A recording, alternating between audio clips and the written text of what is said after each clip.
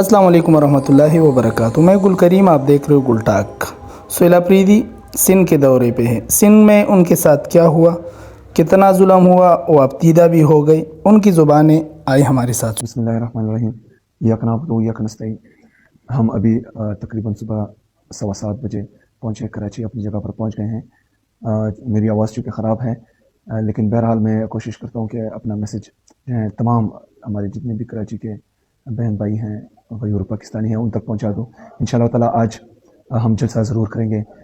ساری رات 12 بجے سے لے کر ابھی 7:15 بجے تک 7.5 گھنٹے ہم نے حیدرآباد سے کراچی آنے تک گزارے ہیں، اور راستے میں انہوں نے جو ہے جگہ جگہ رکاوٹیں رکھی تھی، اور ہم مجبوراً ایسے راستوں سے آنا پڑا جہاں پر نہ انسان تھا، نہ دکانیں تھی، نہ جو ہے لوگ تھے، نہ کوئی اور گاڑیاں تھی، اور ہمیں جان بوجھ کر جو ہے ایسی سنسان سڑکوں پر دھکیلا گیا تھا، اور یہ میرے اور میری ٹیم کی زندگی کو خطرے میں ڈالنے کے مترادف تھا، کیونکہ وہاں پر کچھ بھی ہو سکتا تھا۔ لیکن بہرحال یہ لوگ اقتدار کے بھوکے ہیں اور اقتدار کے نشے میں اتنے پاگل ہو چکے ہیں کہ ان کو جو ہے ایک صوبے کے وزیر اعلیٰ، ان کی صوبائی کابینہ، ان کے پارلیمنٹرین اور ان کے ساتھ جو لوگ تھے ان کی زندگی کی بالکل فکر ہی نہیں تھی۔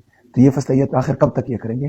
اگر ان کی یہ سوچ ہے کہ ان کے اس ظلم اور جبر اور فسطائیت سے لوگ ڈر جائیں گے یا لوگ گھروں میں بیٹھ جائیں گے، تو انہوں نے دیکھا کہ 3 سال بعد بھی لوگ ابھی بھی عمران خان زندہ باد کا نعرہ لگا رہے ہیں، کراچی میں، حیدرآباد میں، کراچی کے مختلف اضلاع میں، بلکہ پورے سندھ میں، اور لوگ جو ہے صرف اور صرف عمران خان زندہ باد کا نعرہ لگا رہے ہیں اور پاکستان تحریک انصاف زندہ باد کا نعرہ لگا رہے ہیں، اور انشاءاللہ تعالیٰ یہ آگے بھی لگاتے رہیں گے۔ تمام کراچی کے جو غیور شہری ہیں انہوں نے آج ہر صورت نکلنا ہے انشاءاللہ تعالیٰ۔ ہم نے 3 بجے یہاں سے نکلنا ہے اور جلسہ ہر صورت میں کرنا ہے۔ ان کو جلسے کا خوف ہے، جلسہ تو ہوگا انشاءاللہ۔